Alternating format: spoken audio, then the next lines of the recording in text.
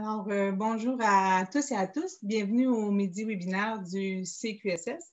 D'abord, vraiment toutes mes excuses pour le petit pépin avec le lien de connexion. On est vraiment heureux que vous soyez nombreux à avoir pu vous joindre à nous aujourd'hui. Comme vous le constaterez sûrement, votre micro et votre caméra sont désactivés. C'est normal quand on est en formule webinaire. Par contre, sachez qu'il va y avoir une période possible avec questions à micro ouvert après la présentation de M. Renaud. Donc, il s'agira d'un webinaire d'environ 30 à 35 minutes, suivi d'une période de questions d'environ 15 minutes à micro ouvert. Le webinaire est enregistré et va être diffusé sur nos différentes plateformes. Donc, on est vraiment heureux aujourd'hui d'accueillir Martin Renaud, qui est chef de section des enquêtes à Statistique Canada, des enquêtes sur le revenu et le logement. Et il va venir nous entretenir sur l'approche participative à Statistique Canada pendant la pandémie de la COVID-19. Donc, je vous souhaite un très beau webinaire, un très bon webinaire, et je laisse la parole à Martin Renaud. Merci. Merci beaucoup, Catherine. Ça me fait plaisir d'être ici avec vous aujourd'hui pour vous parler de ce qu'on a fait à Statistique Canada par rapport à la COVID et l'utilisation de l'approche participative. Alors, laissez-moi partager mon écran avec vous. Et puis je vais partir la petite présentation ici. Alors, j'ai environ entre 25 et 30 à cette étape, donc je vais essayer de m'en tenir à une trentaine de minutes, 30-35 minutes. Et puis, ça me fera plaisir de répondre à vos questions à la fin, comme on a déjà mentionné. Alors, pour commencer, l'utilisation de l'approche participative à Statistique Canada pendant la pandémie de la COVID-19. Alors, comment c'est venu à propos? Qu'est-ce qu'on a fait avec ça? Donc, je vais vous expliquer premièrement un petit peu le contexte, d'où ça vient, puis pourquoi on a fait appel à cette méthode. Ensuite, je vais vous parler du rôle que la méthodologie on a tenu dans cet exercice-là, et puis certaines considérations méthodologiques dont il faut tenir compte. Après ça, je vais glisser quelques mots assez rapides sur des projets de recherche qu'on a entrepris avec ces données recueillies au moyen de l'approche participative. Et puis après ça, je vais conclure en parlant rapidement de, c'est quoi les prochaines étapes là, maintenant qu'on a fait ça, quelles sont les leçons qu'on a apprises, et puis on s'en va où avec toute cette belle histoire-là. Donc, la première chose qu'il faut parler, je pense, c'est de mettre en contexte qu'est-ce que l'approche participative. En anglais, on utilise la terminologie crowdsourcing, donc vous me pardonnerez si jamais je fais appel au mot crowdsource. C'est un mot qui, en anglais, a plusieurs définitions. Il peut prendre un large éventail de sens dépendamment du contexte. Alors, dans le contexte actuel, approche participative, on réfère à cette méthode-là comme une méthode non probabiliste où on recueille des données en invitant les membres d'une certaine population cible à participer, puis ce qui est très important ici de noter, c'est de façon complètement volontaire, à un exercice de collecte de données et puis sur un certain sujet d'intérêt. Donc, on va ignorer les autres définitions de crowdsourcing pour l'instant. Dans notre contexte à nous, c'est cet outil-là de crowdsourcing qu'on utilise pour recueillir des données de façon non probabiliste. À Statistique Canada, on a commencé un peu à expérimenter avec cette approche-là. Puis là, vous devez vous dire un peu comment ça se fait qu'une agence statistique est intéressée à recueillir des données de façon non probabiliste. Alors, on a commencé ça, presque 3 ans passés, avec un projet pilote dans la région d'Ottawa-Gatineau où on avait le registre des immeubles et puis on voulait mettre à jour ce registre-là pour la région de Capitale-Nationale. Alors, on invitait les gens à consulter le registre et puis si les gens savaient qu'un certain immeuble, en fait, ce n'est pas un immeuble résidentiel, mais c'est plutôt un immeuble commercial, ils étaient invités à mettre à jour l'information si une certaine maison avait été détruite ou démolie ou passée au feu ou un nouveau projet de maison comptait 3-4 nouvelles maisons, alors d'ajouter ces enregistrements-là. Donc, c'était la première fois où on a fait appel à la population en général pour nous aider à mettre à jour des données. On n'est pas dans un contexte d'enquête, rien de ça.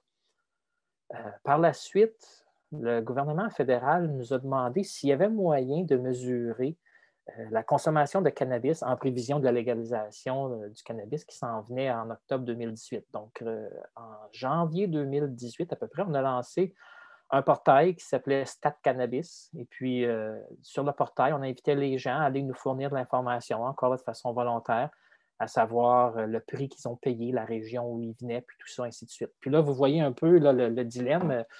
C'était, disons, une situation, parce que le cannabis n'était pas encore légal, c'était c'était touchy un peu de demander aux gens de nous fournir de l'information à propos d'une activité illégale. Donc, on ne pouvait pas mener une enquête à ce sujet-là. Donc, le portail assurait l'anonymat des personnes aussi qui nous donnaient cette information-là. Donc, on s'en est servi dans ce contexte-là. Et puis là, après ça, il y a des analyses qui ont été effectuées à savoir, bon, est-ce que la légalisation a eu un impact sur le prix dans les régions, ainsi de suite. On a fait un exercice semblable aussi à propos du panier de consommation.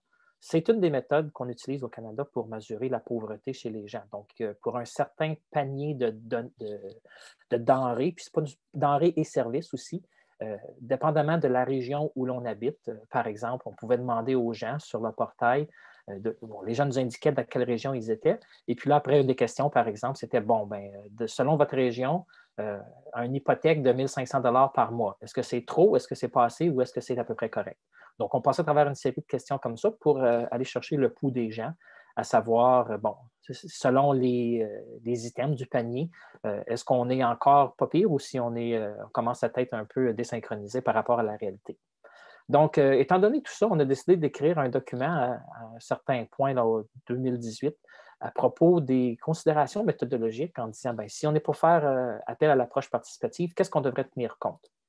Et puis là, on va accélérer un petit peu le processus. On est rendu en mars 2020, puis là, comme vous savez, la pandémie de la COVID-19, je pense le 11 mars, l'Organisation mondiale de la santé a déclaré une pandémie à l'échelle mondiale. Puis là, le 16 mars, le lundi 16 mars au Canada, là, on a fermé le pays, les gens restaient chez eux, on travaillait de la maison, les écoles étaient fermées, les congés de mars, on ne retournait pas à l'école, ou si on était en congé, on n'était pas pour retourner à la suite du congé, ainsi de suite.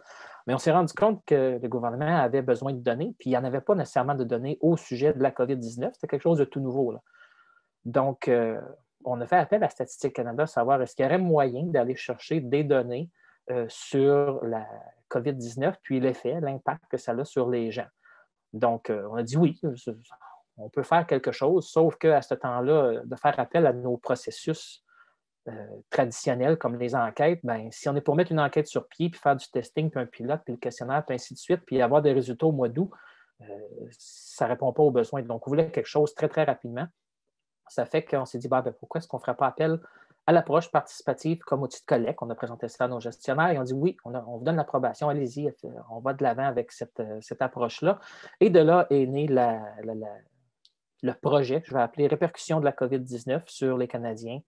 Et puis, c'est la série de collecte de données qui a été lancée au début avril. Donc, pour vous donner une idée, on était je pense, 24 ou 25 mars quand on a reçu l'approbation pour aller de l'avant avec l'approche participative. Et le 3 avril, on était sur le terrain. Donc, ça a été très, très rapide. Et puis, on a pu utiliser aussi toute l'expérience qu'on avait gagnée à travers le panier de consommation, le cannabis, puis le registre des entreprises pour recycler un peu certaines de nos plateformes pour aller chercher l'information. Donc, depuis qu'on a commencé au début avril, on a fait 9 projets différents d'approche participative qui sont centrés sur la COVID. Il y en a eu quelques autres, mais c'était des projets indépendants de l'impact de la COVID sur les gens. Donc, le premier de ces projets-là a pris le terrain le 3 avril. On n'avait pas vraiment d'idée à savoir combien de participants on pouvait avoir. Fait qu'on s'était donné un objectif. On avait dit, on va aller en collecte pour 2 semaines. Puis si on a à peu près 1000 personnes par jour, bon, disons qu'on ramasse 15 000 participants, on serait bien content. Donc, ça a été lancé un vendredi ou quelque chose comme ça. Ça a été repris par le site de nouvelles CTV News qui l'ont mis sur leur site web. Et le lundi matin, on avait presque 140 000 personnes qui avaient déjà complété un questionnaire. Donc, c'était au-delà de toutes les espérances. Alors, tout ça pour dire qu'étant donné le succès, on a décidé de garder ça sur le terrain un petit peu plus longtemps. Donc, on était environ 3 semaines en collecte et on a fini avec près de 250 000 participants à cette première initiative-là. Bon, alors, étant donné le succès, puis là, comme je vous disais, là, on était à une période où le pays était fermé, les gens étaient engagés, les gens voulaient participer.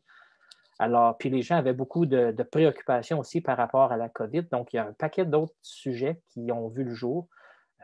Par exemple, on en a fait un sur les étudiants postsecondaires, savoir dans leur cas, est-ce qu'on va pouvoir compléter nos études, est-ce qu'on va avoir notre diplôme, l'emploi qui m'avait été promis, est-ce que je vais pouvoir travailler si je n'ai pas mon diplôme? Donc, il y avait plein de préoccupations pour les étudiants du postsecondaire. Alors, on a fait une collecte de données par approche participative pour ces derniers. On a eu un peu plus de 100 000 étudiants postsecondaires qui ont participé.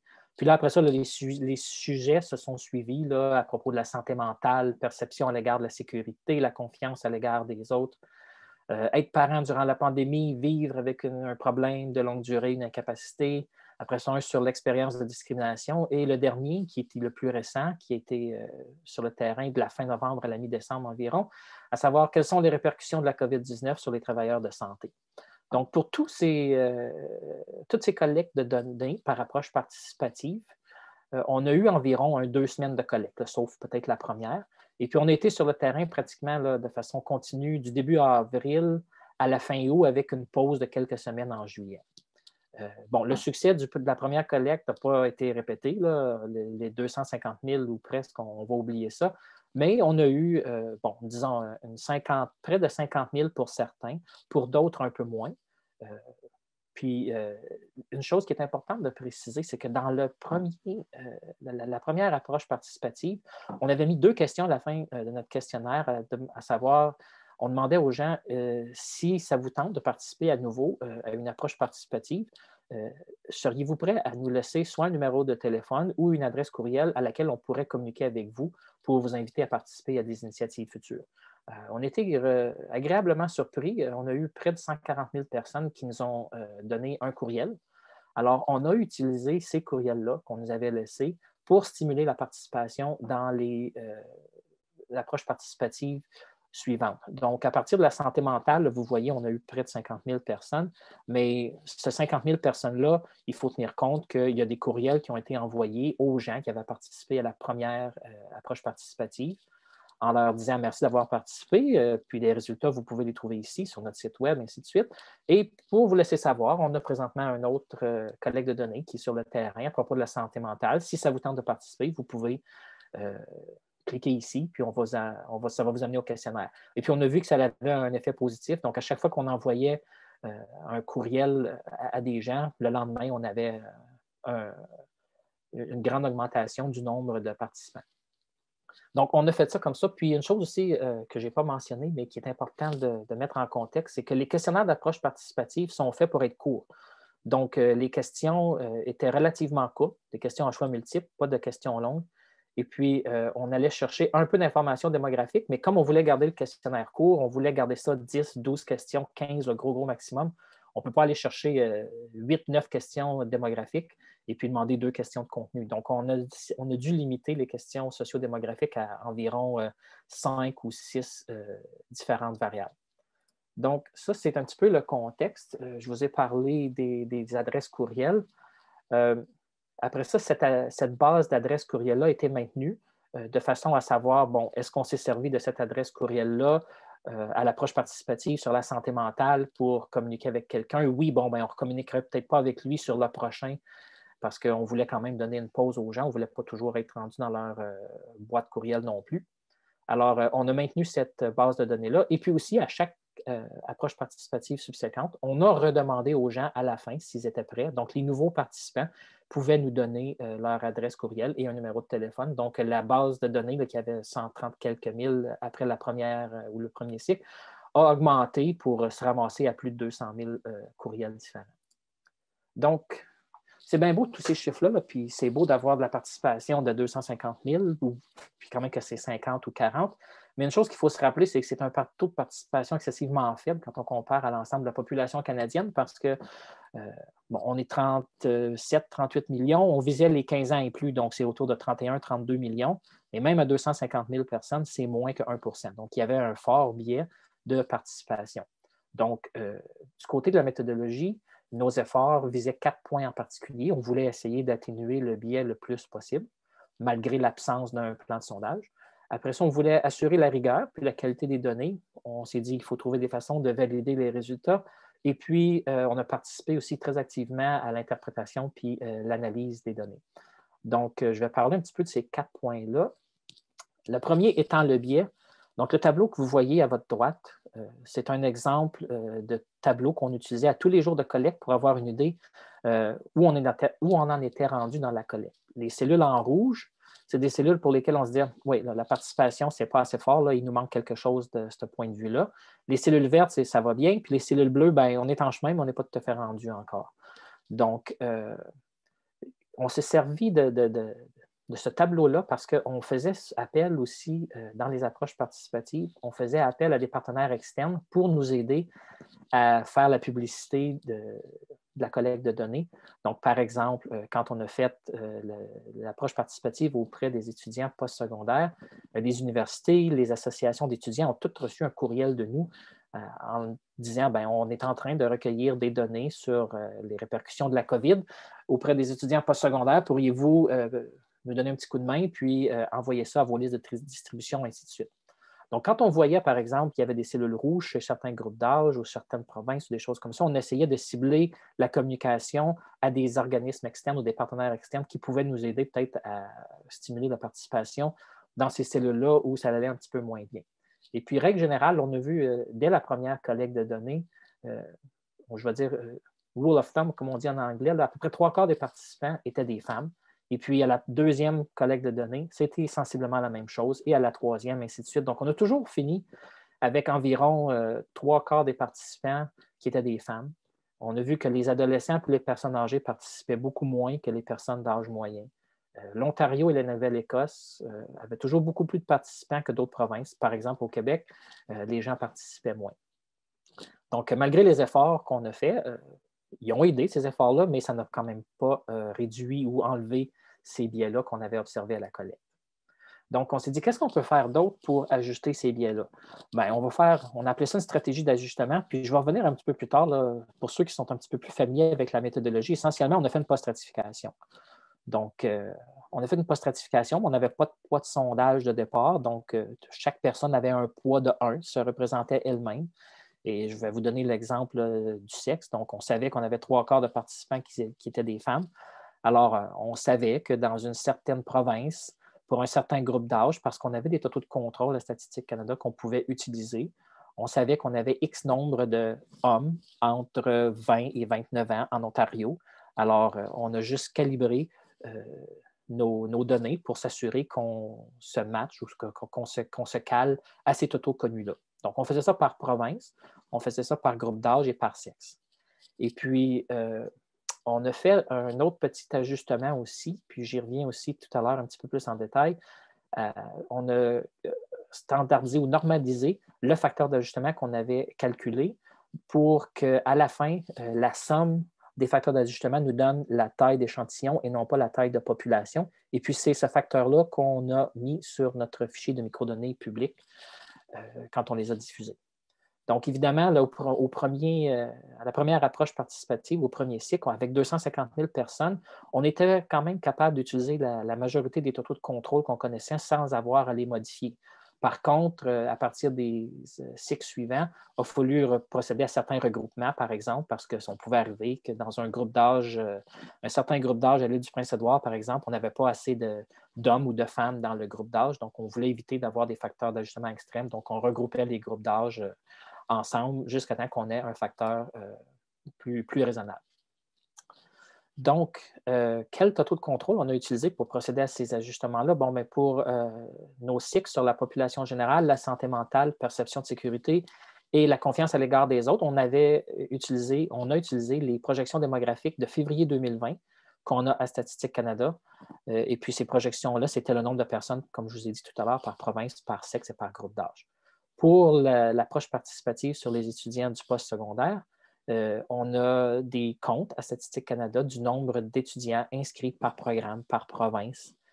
Sauf que ces comptes-là, les plus récents, dataient de 2017. Donc, on a fait une petite modélisation, une petite régression linéaire pour prédire les comptes qu'on aurait eus en 2020. Ce sont des comptes qui se prédisent très bien de toute façon. Et puis, la raison pourquoi on a fait 2020, c'est parce qu'on demandait aux gens, étiez-vous inscrits à un programme d'études postsecondaires le 1er mars 2020. Donc, c'est de là l'utilisation de projections de 2020. Et puis là, encore une fois, c'était par sexe, province d'études et niveau d'études. Pour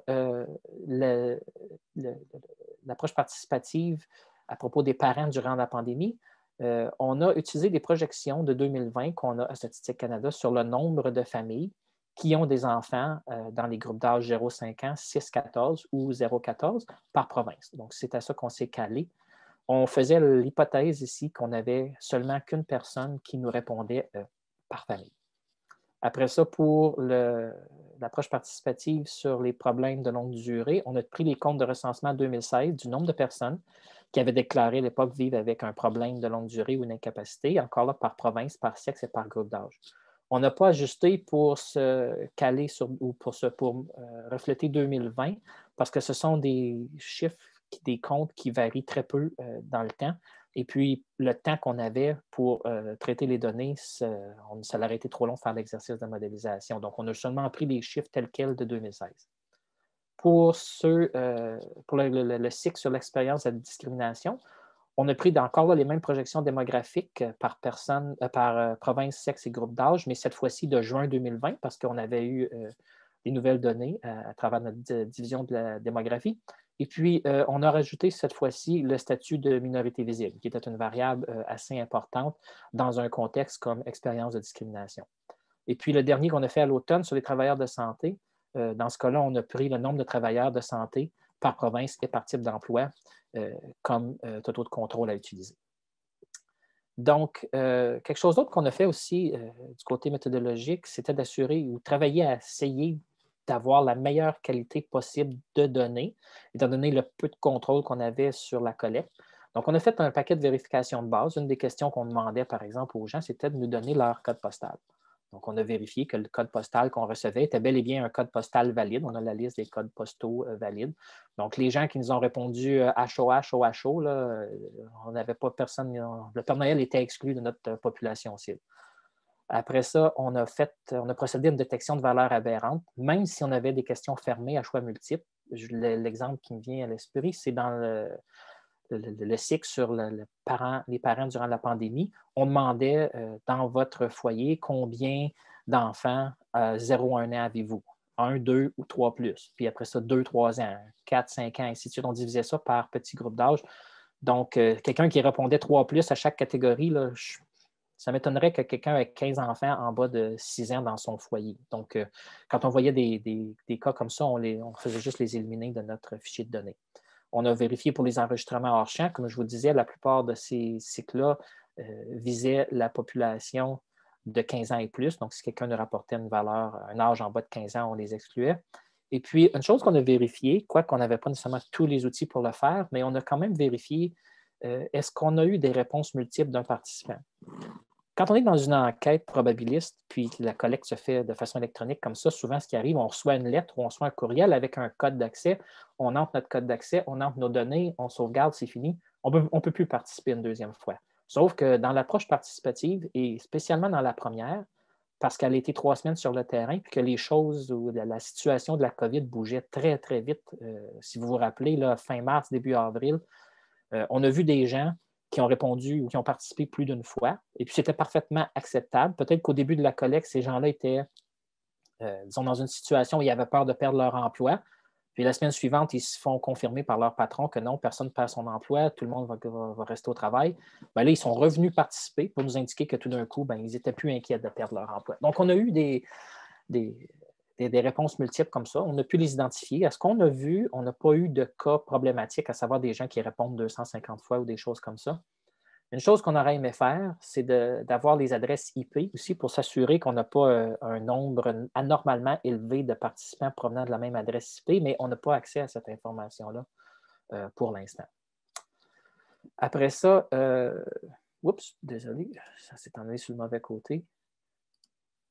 Après ça, on a participé à la validation des résultats. Donc, bon, ce sont des données qui sont recueillies sans plan de sondage.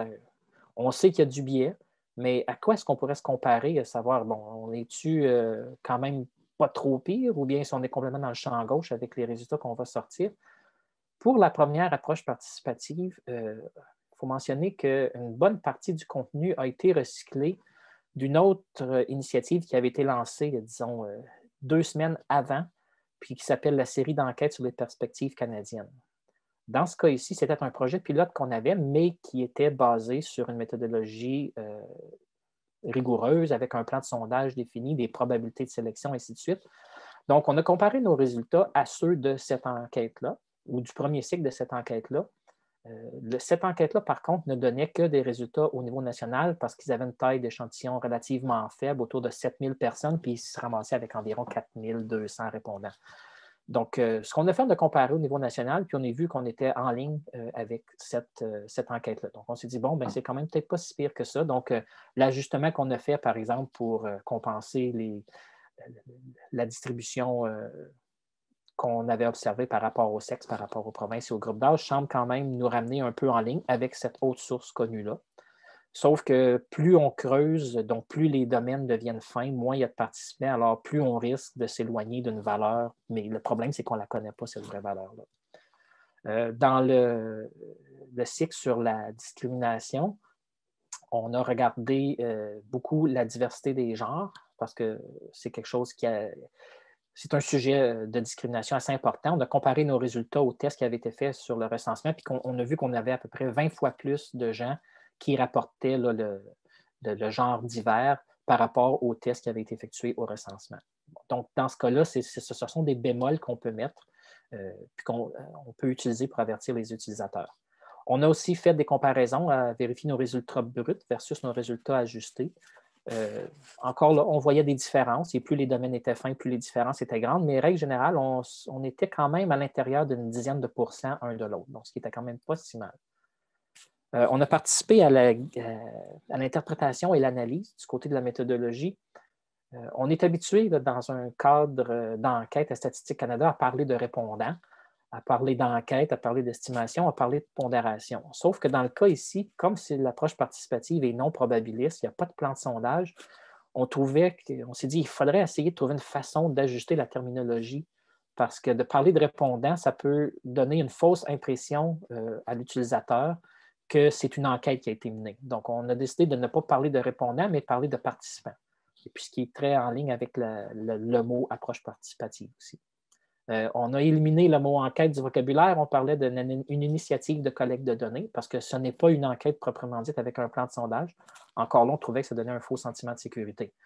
Le mot estimation a été remplacé par résultat, puis au lieu de parler de pondération, on parlait d'ajustement. Donc, essayez de s'éloigner un peu du cadre classique des enquêtes. Bon, vous allez être d'accord avec moi, l'estimation, la pondération, on fait essentiellement les mêmes étapes, comme je vous ai parlé tout à l'heure en présentant l'ajustement. Essentiellement, on fait une post-stratification, mais on n'a pas de poids de sondage de départ. Tout le monde a un poids de 1, donc c'est une pondération, mais on l'a appelé ajustement, justement pour que les gens ne pensent pas qu'on partait d'un poids de sondage. Et puis, on s'est assuré que ce soit très clair pour les utilisateurs qu'étant donné l'absence de plan de sondage, on ne produit pas de mesures de précision et de mesures de qualité comme des CV et les intervalles de confiance ou les marges d'erreur. Donc, ça a toujours été très, très clair. Quand les articles ont été écrits, puis la documentation était préparée, on mettait toujours un avertissement à propos du fait qu'on avait utilisé une approche non probabiliste, donc un genre de gros drapeau rouge, là, comme vous voyez dans l'encadré, où on expliquait aux gens, on leur disait que contrairement aux données des autres enquêtes de Statistique Canada, celles de l'initiative par approche participative ne sont pas recueillies au moyen d'un plan de sondage probabiliste. Par conséquent, les résultats reflètent seulement les réponses des gens qui ont rempli un questionnaire et ne peuvent pas être généralisés à l'ensemble de la population canadienne. Ou, si ce n'est pas l'ensemble de la population canadienne, on pourrait dire à l'ensemble des travailleurs du domaine de la santé ou à l'ensemble des étudiants au post-secondaire, ainsi de suite. Donc, ce gros avertissement-là a toujours été inséré dans les publications qu'on a faites et dans notre documentation. Une chose aussi qu'on a voulu éviter, c'était de ne pas produire d'estimation de totaux. Même si on faisait cet ajustement-là, comme je vous disais, on a calculé un facteur normalisé pour calculer des proportions. Puis, bon, un ou l'autre, ça donne les mêmes proportions, qu'on prenne le facteur normalisé ou le facteur juste calé ou calibré sur les totaux de contrôle. Mais on trouvait que ça aurait été, encore là, une fois, de mal guider les gens, dire, bon, en Ontario, il y a 500 000 parents qui sont inquiets de la situation scolaire de leur enfant. On ne peut pas vraiment dire ça, parce qu'on ne sait pas... On n'a pas ce niveau de précision, ce niveau de certitude-là. Donc, on pouvait parler, dire, non, dans les candidats ou les participants à l'approche participative, on a observé que 32 % des parents sont inquiets de la situation scolaire. Donc, on ne généralisait jamais on ne disait pas l'ensemble des Canadiens, de la population canadienne, on parlait toujours de l'analyse par rapport aux gens qui nous ont fourni des données. Donc, ceci étant dit, je vous avais parlé tout à l'heure qu'on avait commencé à mettre sur pied un document sur les considérations méthodologiques à propos de l'utilisation de l'approche participative. Alors, ce document-là, qu'est-ce qu'il contient au juste? Bon, il donne un contexte, à savoir c'est quoi l'approche participative, puis c'est quoi les objectifs, et puis les différentes considérations dont on doit tenir compte. Donc, les limites inférentielles, comme on vient de voir, qu'on ne peut jamais faire d'inférence à une population d'intérêt. Et puis aussi, 2 points très importants. Comment on se prépare à une collecte de données par approche participative, puis qu'est-ce qu'on devrait faire pour diffuser les résultats. Donc, je vais juste concentrer sur ces 2 sections-là ici. Alors, la préparation à l'approche participative, on a à Statistique Canada un cadre de nécessité et de proportionnalité qu'on a mis en place il y a quelques années. Et puis, qu'est-ce que ça dit, ça au juste? Ça dit que, bien, avant d'aller faire une collecte de données, il faut démontrer que c'est nécessaire d'aller chercher ces données-là. Si ces données-là sont disponibles ailleurs, alors pourquoi est-ce qu'on voudrait aller les chercher au moyen de... Bon, ça peut être une enquête, ça peut être l'approche participative, ça peut être plein d'autres moyens. Mais il faut démontrer que c'est nécessaire et puis il faut démontrer que l'effort requis est proportionnel aussi aux résultats qu'on va en retirer. Donc, l'approche participative n'échappe pas à cette démonstration de nécessité et de proportionnalité. Donc, c'est la première étape. Après ça, pour éviter que ce soit un peu du n'importe quoi, on doit faire approuver notre approche participative par la gestion. Notre questionnaire doit être approuvé. On a en méthodologie notre centre de ressources en conception de questionnaires. Tous les questionnaires de l'approche participative ont été validés par eux. Ils ont fait des tests, ainsi de suite. Ils ont fait un paquet de recommandations. Donc, on ne doit pas sauter cette étape-là. Après ça, ben, c'est un travail d'équipe, comme dans le cadre d'une enquête. Donc, les sujets matières, les gens de méthodologie, les experts en collecte de données et en communication doivent aussi être impliqués dans la préparation de l'approche participative. Après ça, quand ça vient le temps de développer l'outil, ben, on va essayer le plus possible de mettre en place des règles de vérification de données pour prévenir les valeurs aberrantes si on est intéressé à aller recueillir des données quantitatives. Après ça, il faut développer des indicateurs de qualité qui peuvent résumer les vérifications qu'on a faites et qui peuvent servir à évaluer la qualité. Donc, si on dit aux gens qu'on a rejeté 0,2 % des questionnaires qui ont été soumis, bien, ça donne une bonne indication versus que si on en avait rejeté, par exemple, 25 %. Après ça, d'autres mesures de sécurité à mettre en place, ce n'est pas toutes des choses qu'on a comme c'est là. Certaines de ces choses-là, c'est des considérations, mais ça ne veut pas dire qu'on les a nécessairement toutes adressées pour l'instant. Par exemple, les adresses IP hors champ. Donc, présentement, il n'y a rien qui empêche quelqu'un avec un ordinateur en Floride de répondre à remplir un questionnaire d'approche participative au Canada.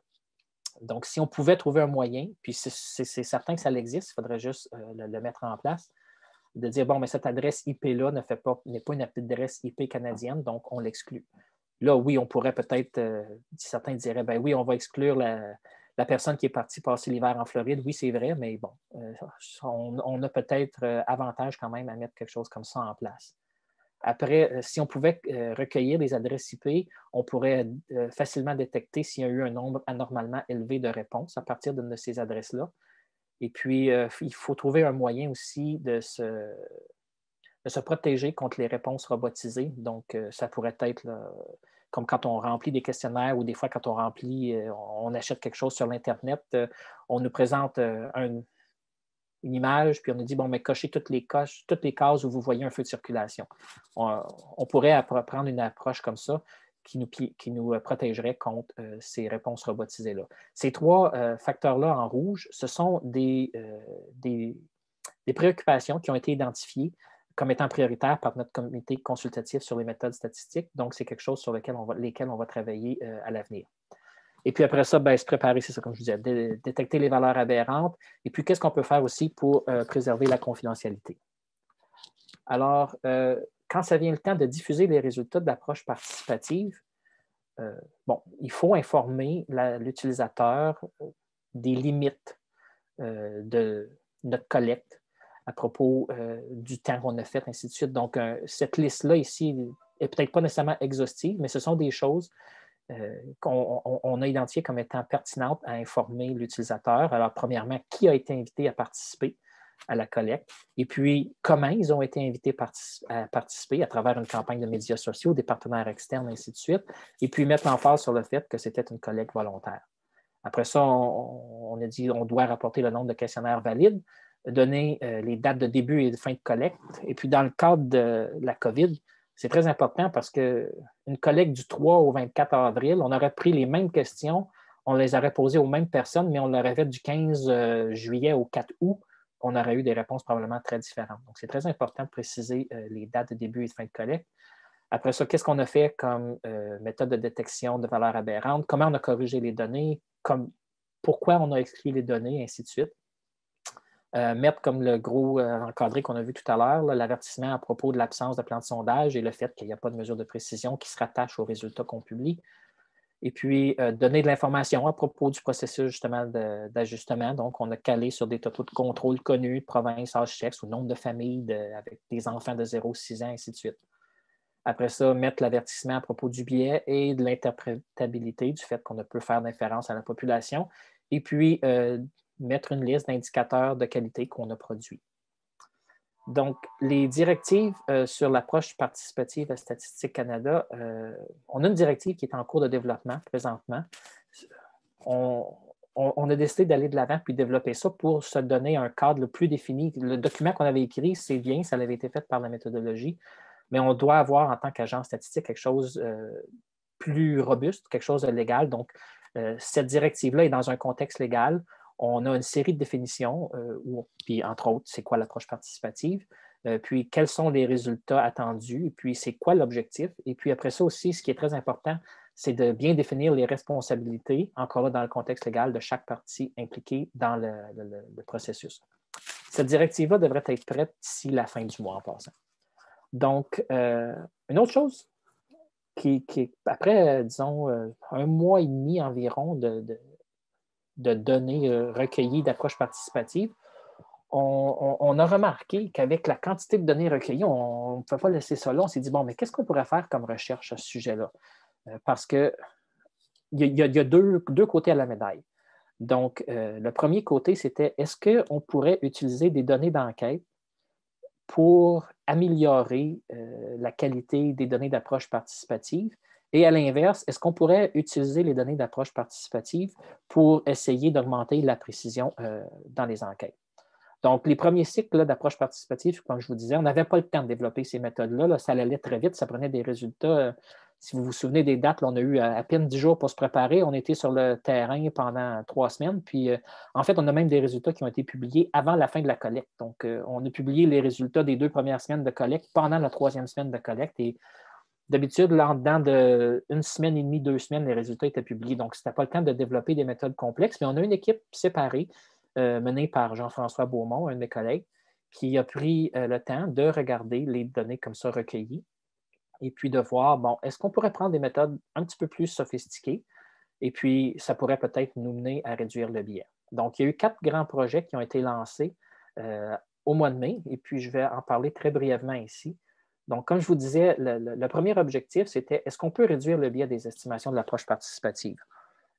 Donc, ce qu'on avait fait, nous, sur le terrain ou sur le tas, parce qu'on n'avait pas beaucoup de temps, c'était l'ajustement par province, par sexe et par groupe d'âge.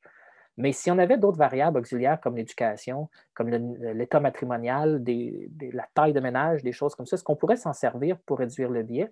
Et la réponse, c'est oui. Certaines de ces variables-là sont très efficaces. Par exemple, le niveau d'éducation, c'est une variable dont les projets de recherche ont démontré qu'elle était très utile pour réduire le biais. Par contre, même si on peut se servir du niveau d'éducation pour réduire le biais, ça ne corrige pas tout le biais. Il y a quand même une bonne quantité de biais qui demeure parce qu'il y a toujours une autre variable en quelque part qui pourrait être utilisée. Puis si on revient à la base de l'approche participative, le questionnaire doit être tenu assez court. Donc, on n'a pas une tonne de variables démographiques qu'on peut utiliser. Mais on a quand même démontré que les méthodes pouvaient se servir donc, de ces variables auxiliaires-là. Donc, dans les prochaines approches participatives, on devrait fortement considérer d'inclure une variable à propos du niveau d'éducation, par exemple. Une autre méthode qui a été étudiée, c'est l'appariement d'échantillons. En anglais, on appelle ça sample matching. On s'est rendu compte que oui, ça réduisait le biais aussi, mais ce n'était pas aussi efficace que la méthode de pondération par le score de propension. Et puis, à l'inverse, bon, les données d'enquête, je vous disais tout à l'heure, l'enquête, les perspectives canadiennes, ils avaient une petite taille d'échantillon. Donc, est-ce qu'ils pourraient peut-être tirer profit du fait que du côté de l'approche participative, on en avait presque 250 000 est-ce qu'on pourrait utiliser la variabilité obtenue dans nos données d'approche participative pour essayer d'améliorer la précision pour des enquêtes où la taille d'échantillon ne supporte peut-être pas une estimation par province ou par domaine encore plus petit. Donc, le projet, essentiellement, regarder l'estimation pour petits domaines. Puis, oui, effectivement, il y a des gains de précision assez importants dans certains cas qui sont observés. Le hic ici, c'est que c'est observé pour certaines caractéristiques d'intérêt, mais pas toutes les caractéristiques d'intérêt. Et puis, lorsque les proportions sont près de 0 et 1, les gains sont plus négligeables. Et puis après ça, il y a un autre projet de pondération à partir d'une base duale. Et puis ce projet-là, bon, la conclusion de ça, c'était que la réduction de variance était assez faible. Donc, pour avoir une plus grande réduction de variance, ça prendrait un taux de participation beaucoup plus grand. Puis nous, on est en bas d'1 dans le cas de l'approche participative. Donc, pour conclure, quelles sont les prochaines étapes? Alors, il semble que l'approche participative est ici pour rester. C'est un nouvel outil dans notre boîte à outils, mais quand est-ce qu'on doit l'utiliser? Ça ne veut pas dire qu'il faut toujours utiliser le nouveau jouet. Donc, qu'est-ce qui est important? Est-ce que c'est le temps? Est-ce que c'est le coût? Est-ce que c'est la précision? Donc, il faut bien répondre à ces questions-là avant de se lancer dans une approche participative. Est-ce qu'il y a d'autres options qui pourraient nous fournir les données qui répondraient à nos questions? Est-ce qu'on a des données alternatives comme des données administratives, par exemple? Ou est-ce que ce ne serait pas mieux de faire appel à des enquêtes probabilistes? Les enquêtes probabilistes sont beaucoup moins biaisées, même si la taille d'échantillon est petite. Et dans certains cas, le temps requis est peut-être un peu plus long que l'approche participative, mais pas nécessairement très long. La série d'enquêtes sur les perspectives canadiennes en est un exemple, alors que leur collecte durait une semaine, puis en dedans d'un 2 à 3 semaines, les résultats étaient sortis. Donc, ça va très rapidement dans ce cas-là ici aussi. Et puis, on va continuer à travailler sur les projets de recherche. On va travailler à développer des indicateurs de qualité et on va définitivement mettre l'emphase sur la protection contre les vulnérabilités qu'on a notées jusqu'à date. Et puis, comme je vous disais, d'ici la fin février, la directive qu'on est en train de développer sur l'approche participative devrait être complétée. Donc, c'est la fin de ma présentation. Je vous remercie. J'espère que je n'ai pas parlé trop vite. Et puis, si vous avez des questions, ça va me faire plaisir d'y répondre. Non, c'était parfait, merci. Merci, Martin.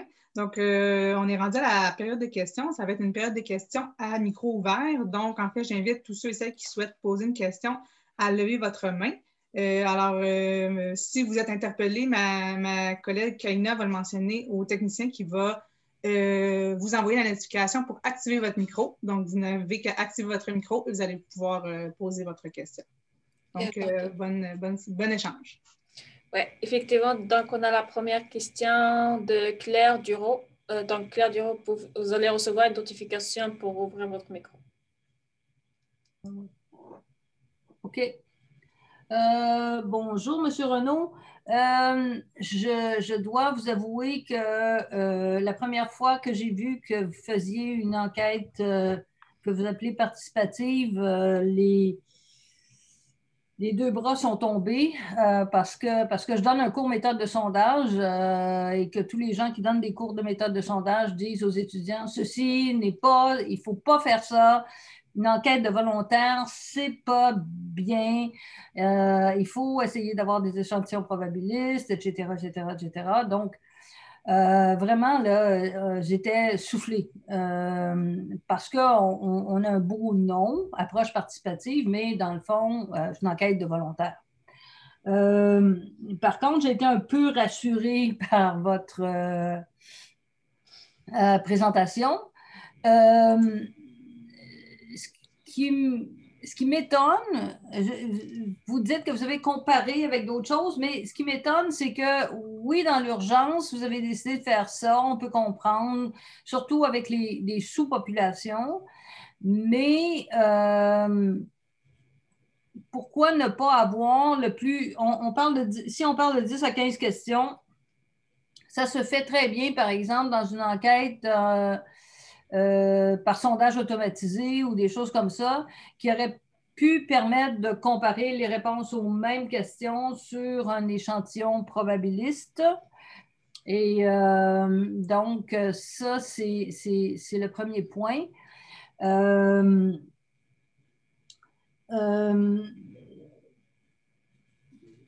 L'autre chose, c'est pourquoi ne pas avoir profité de ce temps, parce que ça fait quand même presque un an, pour développer des enquêtes probabilistes sur le web qui pourraient éventuellement servir à d'autres enquêtes de StatCan.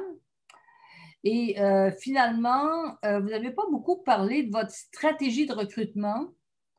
Je ne sais pas comment j'en ai entendu parler personnellement. Mais une chose est sûre, c'est que si ça avait été uniquement sur le site web, là, ça n'aurait pas été une très bonne idée. Vous avez parlé de CTV. Pourquoi pas tous les postes de CTV, c'est juste en anglais. Alors, je suppose qu'il y en a d'autres. Mais pourquoi pas aussi Radio-Canada, CBC, la radio, des choses comme ça. Donc, c'est mes 3 éléments. Oui, bon, ben, ce sont d'excellentes questions.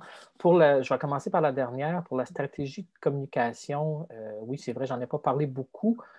C'était nos spécialistes en collecte et en communication qui, à chaque fois qu'on avait un nouveau cycle d'approche participative, élaboraient une stratégie avec des partenaires externes. Donc, les partenaires externes, par exemple, dans le cas de celui sur le parent durant la pandémie, on avait des associations de parents avec lesquelles on pouvait communiquer.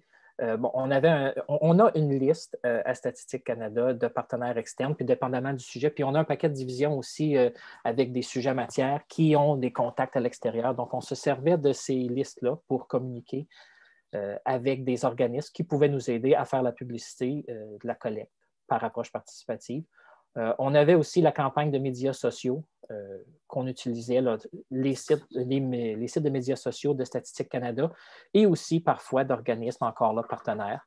Et puis, on avait, à partir de la première vague, on avait la liste d'adresses courriel aussi. Donc, on se servait de ça aussi pour essayer de cibler. On avait recueilli non pas juste l'adresse courriel, mais on savait, par exemple, l'âge du participant ou le sexe du participant. Donc, si on se rendait compte qu'il nous manquait d'hommes, on essayait de cibler un peu plus les hommes dans les courriels qu'on envoyait pour essayer de ramener ça plus près du 50-50 auquel on se serait attendu. Donc, ce n'est pas des méthodes qui sont parfaites, mais c'était la façon dont la participation était un peu plus ciblée, disons. Puis les partenaires externes, oui, j'ai donné l'exemple de CTV, mais effectivement, ce n'était pas le seul média qui avait été contacté. Vous avez parlé de faire des enquêtes sur le web. La collecte par Internet ou via le web est une façon, c'est un outil qui nous permet d'aller chercher l'information, mais on n'échantillonne pas. On n'a pas d'adresse courriel qu'on peut se servir comme la base de sondage à partir de laquelle on va choisir les gens. Donc, la collecte par Internet, c'est l'outil qui nous permet de recueillir les données. Je ne sais pas si j'avais bien compris votre question, mais... Non, je voulais dire bâtir une base de données que vous pourriez utiliser, bâtir une base de données probabiliste d'adresses courriel via toutes sortes de moyens qui vous permettraient éventuellement d'avoir une base de données probabiliste pour faire des sondages Internet. Oui, bien, c'est un sujet, ça fait plusieurs années qu'on en discute à Statistique Canada, puis il y a aussi, il y a beaucoup de problèmes associés à ça, dans le sens que, bon, une adresse courriel se rattache à une personne, mais des fois, on veut faire des enquêtes au niveau d'un ménage. Des fois, on n'a pas de moyen de savoir que l'adresse courriel de la personne X et la personne Y se réfèrent au même ménage. Alors, à ce moment-là, ça devient difficile d'assigner des probabilités de sélection.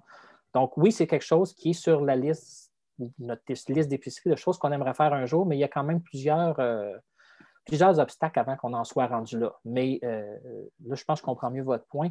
Oui, c'est quelque chose qu'on considère, mais on n'est pas rendu à un point où on peut dire, bon, ben, on a une adresse courriel, on sait que on a une base d'adresse courriel, on peut s'en servir pour mener une enquête probabiliste. On n'est pas rendu là encore. Très bien. Donc, avant de donner la parole à François Lapointe, j'inviterai probablement les personnes qui posent leurs questions dans le chat à lever la main. Donc, François Lapointe, vous venez de recevoir une notification qui vous permet d'ouvrir votre micro pour vous poser votre question.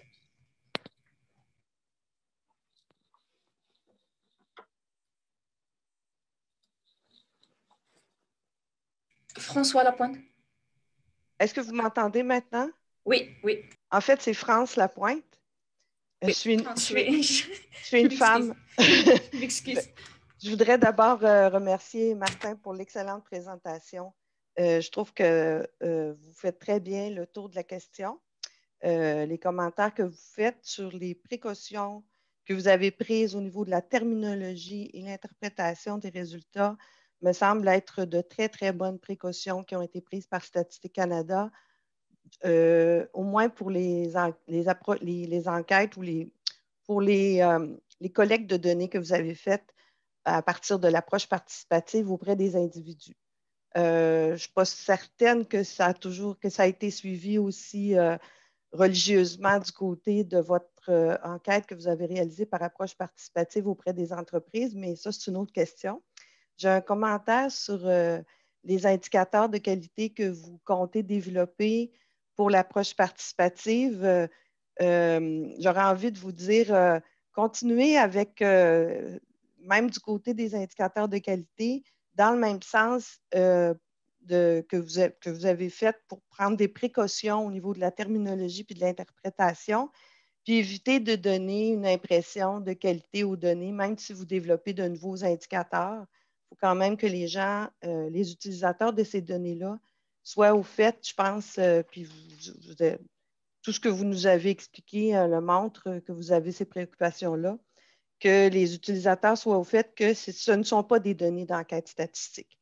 J'aurais un petit commentaire sur une proposition de Mme Durand, Claire Durand, qui vous invitait à regarder du côté des sondages automatisés plutôt que l'approche participative.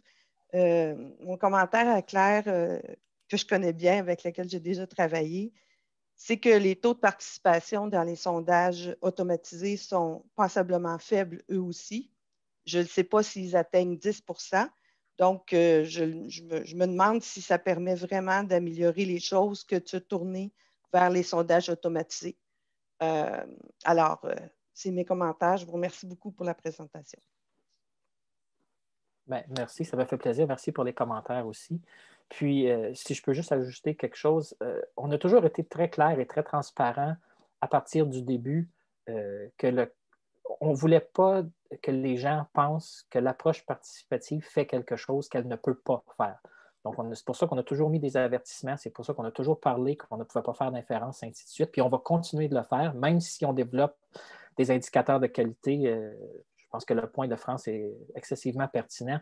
Ce n'est pas pour un moment donné dire « Ah, bon, on s'est rapproché du cadre d'une enquête probabiliste ». Non, pas du tout. On osera peut-être développer des indicateurs de qualité, mais ça n'enlèvera pas le fait que les données sont recueillies d'une façon non probabiliste à partir d'un échantillon de volontaires qui continue d'avoir du biais. On peut corriger en partie, mais on ne peut pas tout corriger.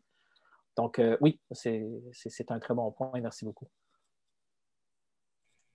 Bien. Donc, on prend là une autre question de Dylan, Lisa et Greg. Si elle est là. Oui, vous pouvez ouvrir votre micro. OK, vous m'entendez maintenant? Oui, oui, oui. OK, bonjour. Merci aussi de votre présentation. Je l'ai trouvé intéressant que 3/4 des répondants sont des femmes. Donc, je voulais savoir si vous avez une interprétation de ça. Honnêtement, non, je n'ai pas nécessairement d'explication ou d'interprétation, savoir pourquoi on avait plus de femmes qui participaient que les hommes. On a vu encore une plus grande différence quand on en est venu à faire le cycle sur les parents pendant la pandémie, parce que les questions qui étaient posées se rapportaient souvent aux enfants, puis on sait que dans plusieurs foyers, ce sont les femmes qui s'occupent, disons, plus des côtés santé, éducation des enfants. Donc, dans celui-là, on avait près de 90 % des participants qui étaient des femmes. Donc, la différence était encore plus marquée. Mais à savoir pourquoi les hommes participaient moins dans les autres, pas vraiment d'explication à ce sujet-là. OK, merci. Okay. Donc, Bilkis, vous pouvez activer aussi votre micro maintenant. Vous allez recevoir une notification. Oui, bonjour. Bonjour. Vous m'entendez? Oui, oui. C'est très bien. Alors, merci beaucoup également, Monsieur Renaud, pour votre excellente présentation. Je fais écho. On ne vous entend pas, madame. Madame, on ne vous entend pas. Voilà. Bonjour, vous m'entendez? Oui. Très bien. Merci beaucoup. J'étais en train de dire que je remercie Monsieur Renaud pour son excellente présentation et je fais écho aux remarques des personnes qui ont parlé avant moi. J'étais également... j'ai pris effectivement mention du fait qu'il y avait plus de femmes. C'est un peu la tendance habituelle, notamment dans les participations qui sont bénévoles. Et je crois que dans les indicateurs de qualité, ce serait intéressant de regarder de quelle façon on peut encourager justement les hommes canadiens à participer. Je vois aussi que dans certains de vos résultats, le Québec participe plus ou moins. Donc, il y a aussi un autre élément là à regarder s'il y a une culture dans la langue. Et à cet effet, je voulais savoir comment est-ce qu'on peut, si vous avez réfléchi au niveau de StatCan, à savoir les personnes qui sont les plus exposées à de la vulnérabilité, donc les personnes qui ne parlent pas français, qui ne parlent pas anglais. Il y a une des collègues tout à l'heure qui a parlé justement de vos propositions de médias pour faire du recrutement. Et si on regarde toute la préoccupation au niveau de l'équité, de la diversité, de l'inclusion et des conséquences de la COVID-19 sur la population canadienne, je me demandais si vous avez pensé à intégrer cette préoccupation bien ciblée dans j'oserais dire, le ratissage de la population canadienne pour avoir ensuite une idée, justement. J'ai vu qu'il y avait à un moment donné l'élément discrimination qui apparaissait au bas d'un de vos graphiques. Alors, je ne sais pas si vous avez quelques commentaires là-dessus pour aller nous donner une meilleure idée de cette diversité de la population canadienne dans les conséquences de la COVID-19. Merci. Oui, je n'ai pas de réponse précise pour vous à savoir exactement tous les efforts qui ont été faits, comme vous dites, pour ratisser la population canadienne par rapport aux minorités. C'est une question que je pourrais poser à nos spécialistes des communications et puis les gens de la collecte. Je sais qu'il y a des efforts qui ont été faits. Quels sont-ils exactement de façon précise? Je ne pourrais pas vous répondre aujourd'hui, mais oui, pour s'assurer le plus possible d'au moins faire connaître l'initiative aux gens de minorités visibles, aux gens qui ne parlent peut-être pas la langue, ainsi de suite. Il y a eu des efforts qui ont été faits à savoir à quel point ça a été un succès ou à quel point ça nous a amené des participants additionnels, je ne pourrais pas vous dire.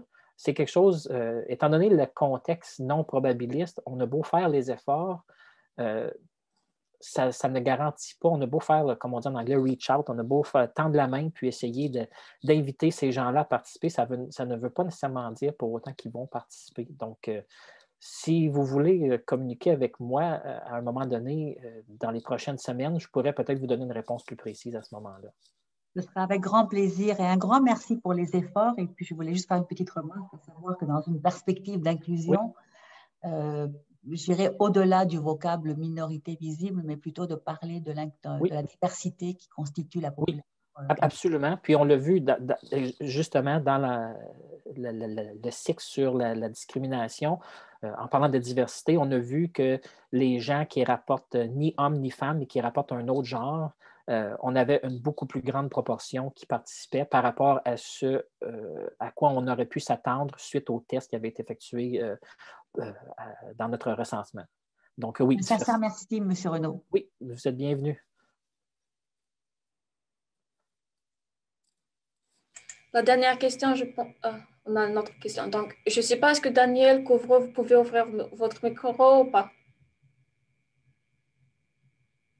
Ah ouais, vous pouvez ouvrir votre micro, je pense. Oui, c'est bon. Est-ce que vous m'entendez? Oui, oui, absolument. Je vais d'abord commencer moi aussi en remerciant M. Renaud. de sa présentation. Je vais ajouter que cet automne, je donnais un cours de statistique appliquée et j'ai des étudiants qui ont souhaité travailler avec ces données-là parce que le sujet, évidemment, les intéressait et c'était tout frais. Donc, j'ai trouvé ça fort intéressant de voir que Statistique Canada avait pris cette initiative-là et qu'il y avait des données quand même très récentes sur un sujet qui venait tout juste de se passer. Évidemment, j'ai dû me frotter un peu aux aspects méthodologiques pour les guider, mais je suis contente d'en avoir appris un peu plus aujourd'hui. Un peu dans cette veine-là, je me demandais si, dans un effort de validation ou de vérification de la façon dont les données sont utilisées, vous aviez pensé à peut-être faire un suivi des travaux qui seraient publiés avec ces données-là, parce qu'il y a toujours le risque que les gens passent très vite sur les avertissements de Statistique Canada et travaillent avec ces données-là un peu comme on le fait avec des données d'enquête habituelles. Bon, je sais que la question se poserait pour des données d'enquête aussi probabilistes parce que tout le monde ne les utilise pas nécessairement de la bonne façon. Mais dans ce cas-ci, c'est vraiment, ça pose un défi particulier. Je me disais que ça pouvait peut-être compléter un peu des efforts de validation des données que vous avez générées. Si je comprends bien votre question, vous voulez dire, par exemple, un chercheur a accès à nos données ou a accès à notre fichier de microdonnées publiques, utilise ça pour écrire un article, faire un papier de recherche, quelque chose comme ça. Puis là, nous, on pourrait aller consulter ça, savoir si ça a bien été utilisé. Est-ce que c'est ce que vous vouliez dire? Oui, faire une espèce de recension des écrits basés sur ces données-là pour voir dans quelle mesure la notion d'initiative, de participation a bien été comprise et utilisée comme telle par les chercheurs. Honnêtement, je n'ai pas la réponse à votre question. Je ne sais pas s'il y a des gens à l'intérieur de Statistique Canada qui prennent du temps justement pour regarder ça, savoir est-ce qu'il y a des gens qui ont publié quelque chose avec les données de l'approche participative sur la santé mentale, sur la parent durant la pandémie, et ainsi de suite. Je n'en ai pas d'idée. Je peux essayer de chercher, puis encore là, je peux vous revenir là-dessus. Je n'ai pas l'impression que c'est quelque chose qui est nécessairement fait, mais je pourrais être dans l'erreur aussi. Bien, merci, mais dans ce cas-ci, je me disais peut-être que ça pourrait être un projet ad hoc particulier étant donné la nature inhabituelle de la source. Oui, c'est une bonne idée. Je note la suggestion. Merci beaucoup.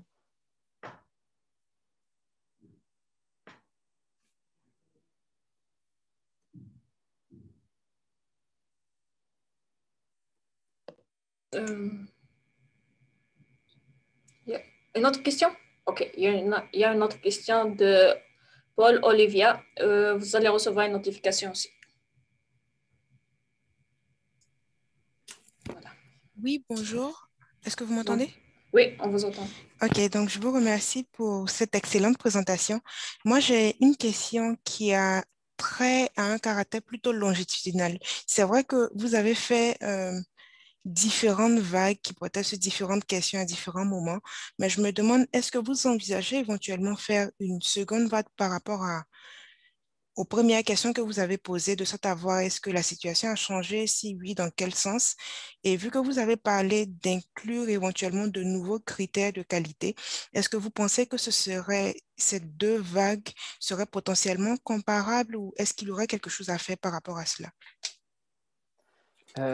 Pour répondre à votre question, je ne suis pas dans le secret des dieux à Statistique Canada, là, mais à ma connaissance, ça n'a pas été mentionné de répéter pour avoir un contexte longitudinal. Donc, pour l'instant, je ne pense pas que c'est quelque chose qui soit sur notre radar. On a d'autres collectes qui s'en viennent en utilisant l'approche participative. Certaines peut-être encore dans un contexte COVID, d'autres dans des contextes complètement différents, mais rien pour répéter certains des premiers cycles et aller voir est-ce qu'on pourrait aller rechercher les mêmes gens et puis est-ce qu'on pourrait analyser de quelle façon leur comportement ou leur perspective, leur vision, leur préoccupation a changé entre les deux.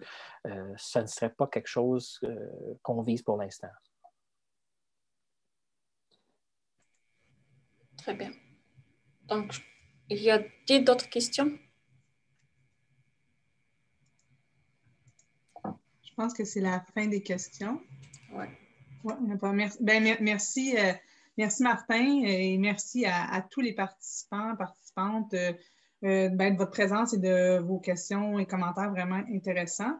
Donc, je vous invite en fait à suivre notre Twitter et notre chaîne YouTube. Le webinaire va être en ligne très prochainement. Puis je vous invite aussi à notre prochain rendez-vous webinaire qui va être le 23 février, qui est aussi à 12h15 avec Kathleen Fuller, aussi de Statistique Canada, qui va venir nous parler de la série d'enquêtes sur les perspectives canadiennes, en fait, sur le développement d'un panel en ligne en contexte de la pandémie de la COVID-19. Donc, un peu la suite de ce que c'est un peu le petit cousin de notre approche ouais. participative. Exactement, exactement. Alors, on vous espère nombreux et on vous remercie.